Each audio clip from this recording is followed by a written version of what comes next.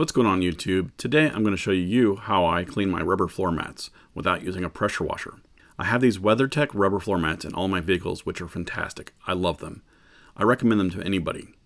I'm going to show you some quick tips and steps and the products I use to clean my rubber floor mats. This technique will also apply to plastic floor mats. Products I use are the Adams Tire and Rubber Cleaner for a degreaser, Stoner Car Care's Trim Shine and Protectant, a circular brush that I can put on the drill, and my Makita drill.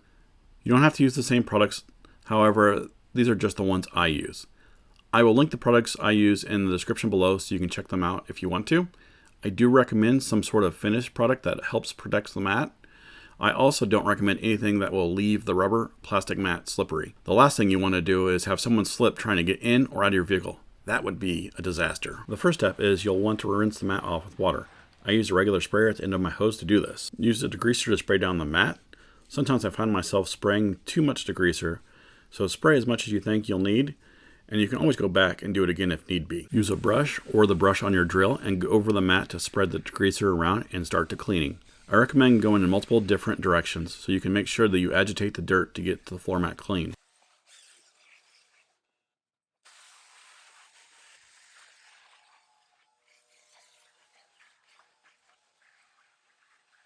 Spray down the mat with water to wash away the agitated dirt and degreaser. Look at how clean it looks already. Now you dry the floor mats. You can let them sit and dry in the sun or wipe them off with a towel.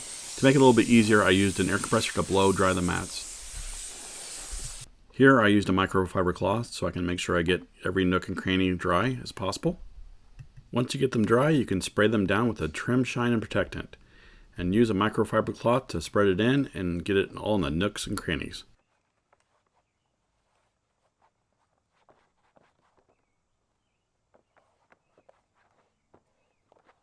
Now you have clean floor mats. If there's still dirt left over, sometimes when they're really dirty, you might need to go back through them again. If this video helped you out in any way, please leave me a like. If you're new to this channel, please consider subscribing, and I will see you next time.